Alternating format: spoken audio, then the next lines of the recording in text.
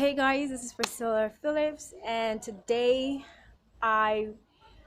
would be sharing my nagging thoughts on the issue of visibility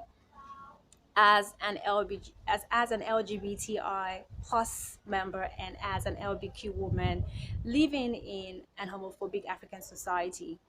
and what it means for me towards achieving the community's agenda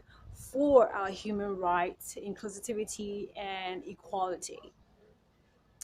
And having to, understanding this mission and vision of the community, and also dealing with that in the constant complaining from community members who constantly always um, say that disability is making them a target of violence and breaching their security, while at the other hand, having to also deal with those who are closets and hiding, and then this two situation making me wonder as an individual, how the fuck are we supposed to attain these goals of our human rights, our inclusivity, and our equality, and our and equality in general? How do we intend to make this happen if we constantly keep putting in front our fears, if we keep constantly putting in front um, why the many whys we cannot be visible in our advocacy or activism, and then um, having to even be blamed for those of us who are visible, being blamed for the safety and security of those who are in the closet. And for me, it does nags me to death in wondering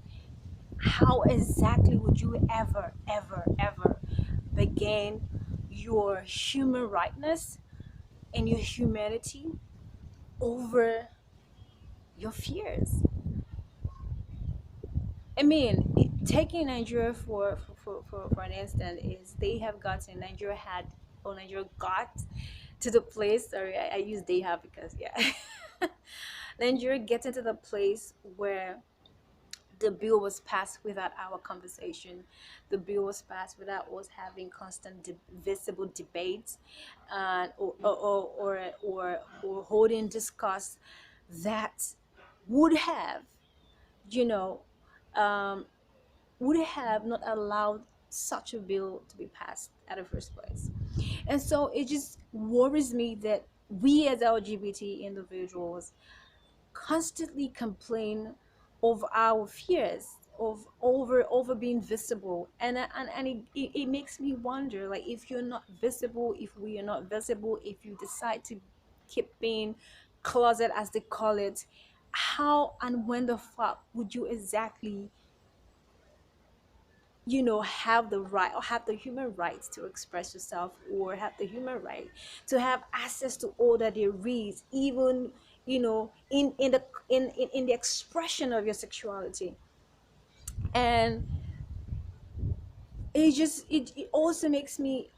see that it has been a reason why the LGBTQ plus community hasn't achieved as much as it should have, just because a lot of us are refusing to be visible. And when I mean visibility, it's not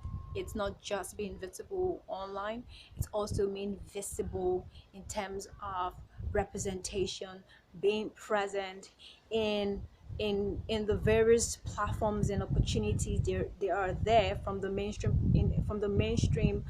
sector, where we can actually be part of the debates, where we can actually be part of the discuss, where we can actually be part of the ongoing conversation as what is what.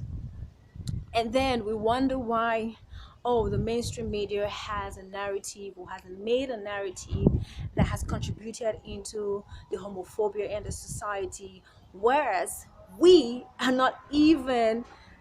investing in communication, in any form of communication that that um, sets the narrative right, or that debunks the myth and the false narrative that has been created out there. And this visibility as well goes into deciding what sort of structuring do we put in place as a community, what sort of structure do we put in alignment to be able to have a direct control over what is being adopted in the society as a belief or as a narrative. And that takes me into why we need to be visible. And by visibility, that also equals to us, that also equals to us storytelling what it is for us, as either as bisexuals, as either as a lesbian woman or lesbian woman, or bisexual male, bisexual female, or in intersex individual. It helps us be able to be in control of the story, so that it can be narrated properly, when it gets in the hand of mainstream media. And visibility as well, also being that we would not have to sit on our asses and wait for society and mainstream media to decide how we're being perceived. You see where I'm driving to? That visibility is crucial to how our human rights is going to be achieved as a goal, to how our inclusivity to the society and every aspect of it is going to be achieved as our goal, to how the equality of we being humans and being citizens will be achieved, all surrounding us being visible, constantly and consistently being visible. And in respect to you having or you disagreeing with my opinion, is to say, hey, for me, this is a conversation, this is a conversation I'm making for us. And we coming around to understand that it is not, we cannot keep on um, thinking that things will change by sitting in our closet spaces, or thinking things will change by complaining over the bridges, the bridge on our individual security, but being going out there in all that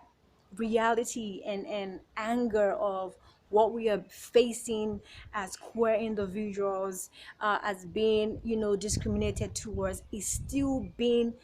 present and still being visible, and saying you have no right to criminalize me or marginalize me because of. And then we give the facts. If we do not constantly be visible and be visible with the facts and knowledge that there is to educate the society with, how then or how else do we achieve our human rights?